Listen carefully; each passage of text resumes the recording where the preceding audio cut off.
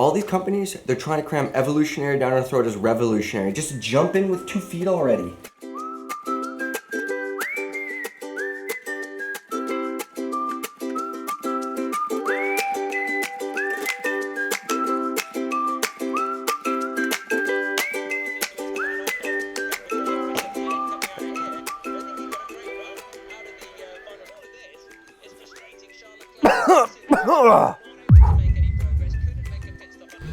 Shit.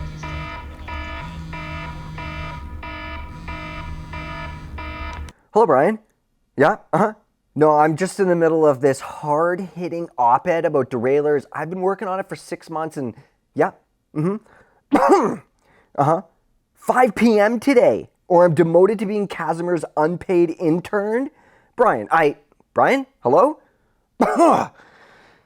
I have 2 hours to do the next Grim Donut video, which is about twice as long as we spent on the first one, so I got some time still.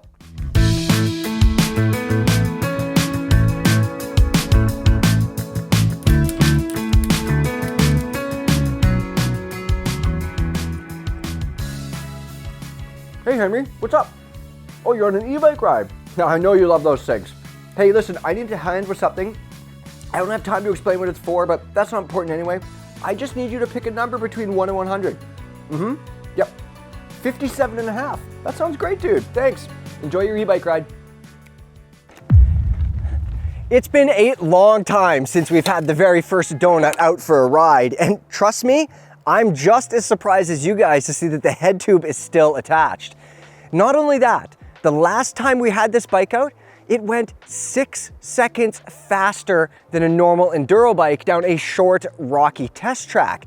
Now, stretch that over an entire day of enduro racing, I'm pretty sure that this bike could be classified as an unfair advantage on certain trails. We basically joked this bike into existence by taking geometry numbers from 10 years ago and just applying that difference to what we're using today. And this is what we ended up with. So we thought, what would happen if we joked around just a little bit less? And what would happen if we thought about this for maybe 20 minutes or even a half an hour? We wanted to make the next Grim Donut just as good when it's steep and scary, but also a little better everywhere else. Thing is, there's no way we could do that on our own. Now, we talked to a couple different bicycle companies, but they all had their own ideas about bike design. Ugh. But when we talked to Pivot Cycles, who used Genio, that's the factory who made the first donut, well, they were game and we convinced Chris Cocalis to make our dumb bike for us. Now don't worry everybody, this thing is still the right amount of stupid. It is the Grim Donut after all. But this time around, Pivot made this for us in their US prototyping facility in Phoenix, and it is more adjustable than a protractor on wheels.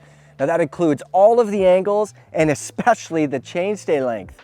And not only that, there are multiple pivot locations. You could set it up as an efficient DW link bike, you know, just in case you want to pedal up a mountain on your mountain bike ride, or as an ultra inefficient ground hugger just by changing a couple pivot locations. One thing's for sure, this bike is a hell of a lot better looking than the first donut, and more importantly than that, we remembered to put a water bottle mount inside the front triangle this time around.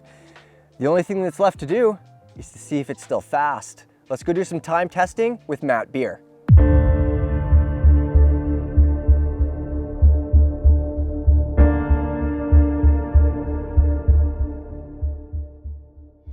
We're here up on Cypress for a full day of testing with Canadian National Downhill Champion Matt Beer, the new Grim Donut, the original Grim Donut, and Norco's Range Enduro bike. So the plan is for Matt to set some times on all of those bikes, and when it comes to this, we're gonna set it up in 2 different suspension configurations. There's DW Link, and then I'm gonna swap it to a, how should we say, less efficient suspension system, and he's gonna set another time. Matt, tell me about testing today. What is our trail like? Well, it's pretty conducive of a North Shore downhill track. So there's lots of roots, rocks, big muddy bomb holes and that. Pretty technical and rough. Yeah. What sort of effort are you doing? Are you hitting the trail at like 110% like I do every time? No? No. Well, we're not out here racing. We're trying to set a baseline with one bike and then keep everything comparative. So we're going at about 80%. Yeah, consistent lines. The goal here is to find out which bike is faster at the same effort.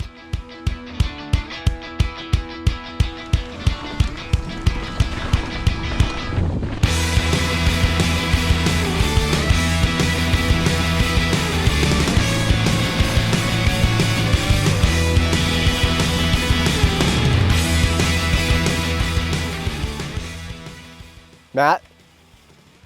All right, 2:23 everybody. So that's the time for the Norco range. Let's load up this one and get to it. Hit it.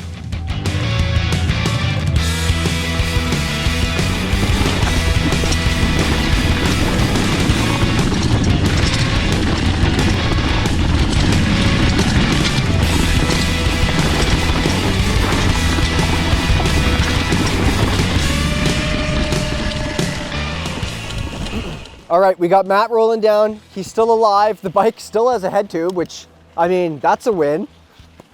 All right, Matt. Holy crap. I was nervous for you.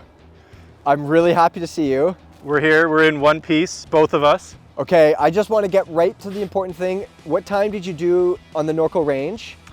Laid down 2:23.1, and this was a 2:23.3. Oh, 2/10 slower? Consistent speed, no major bobbles, everything was like, it seemed pretty even, like the same effort. Yeah. But I think it's in those straight lines where this thing really opens up. Yeah, that's where you think you're making up time. Do you think sure. you're actually losing time compared to the Norco in the tighter stuff? Yeah, there's a lot of negotiation to weight the front wheel at the right point. Yep. That changes really quickly with the super slack head angle. Your front axle's going from like out here to like over here. Exactly. Yeah. All right, so next up, we're gonna test the new version of the Grim Donut. All right, what do you say we get to it? You gotta beat that time on this new donut, otherwise you're fired!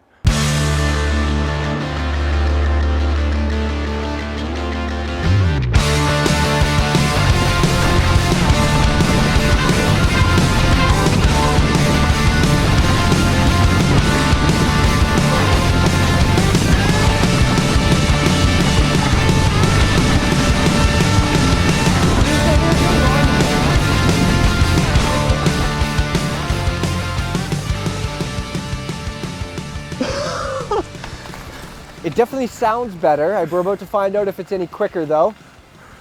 Matt? Yo. The time you set on the old Grim Donut was?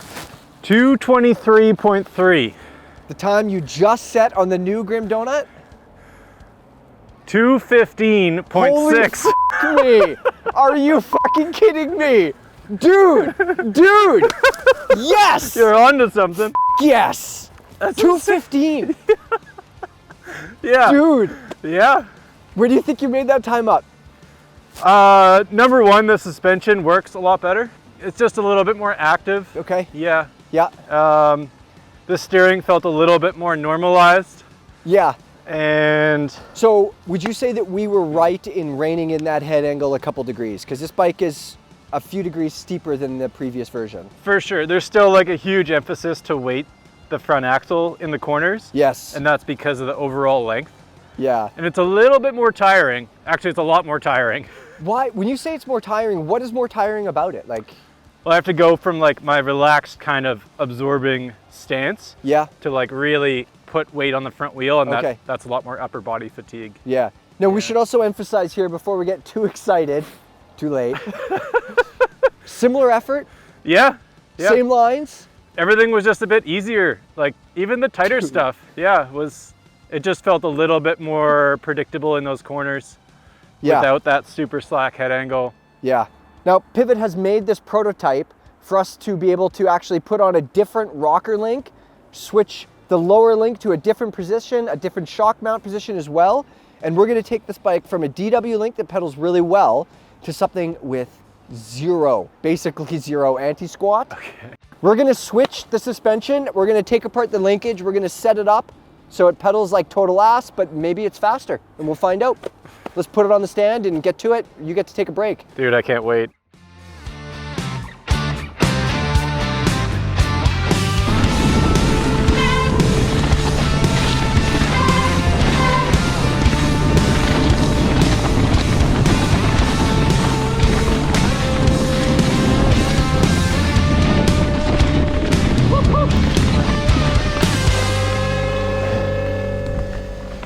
2:15 was the fastest time last time, and that was with the new donut set up with DW suspension. Matt, give it to me. Well, we're consistent. Another 2:15. That's not bad, folks. That is not bad. You know what that tells me? That tells me that the key to this bike's speed is the geometry and not the suspension. Nope, seems to be good. Well, it turns out that Brian wanted the Grim Donut done at 5 p.m. in 2022, not 2023. And worse yet, while I was off riding my gravel bike, the industry debuted headset cable routing, the most game-changing advancement in technology that marketing departments have invented since 27.5-inch wheels. So yeah, the new Donut was 8 seconds faster in our time testing, and it's probably the fastest bike ever. But without headset cable routing, it's already obsolete. And that means that it's back to the drawing board to see if we can save the Donut, and back to me being Casimir's unpaid intern. Stay tuned for the next episode of the Grim Donut where we'll... Oh, wait. Hey, I don't think we should give them a date. I mean, this one took 2 years too long. What do you want me to tell them? Yeah, no. I'm not going to say 2027. That is way too soon. I'm just not going to give them a date. I can't commit to anything. Yeah, okay. I got to go. Kaz said I have to clean all the drivetrains and all his bikes. Dude, when you came down on the first donut, I was like, oh, the same time? Yeah. Wow, that's not in the storyline. What the shit? Why don't you let go of the brakes? We need it to be faster. Awesome, dude. Okay.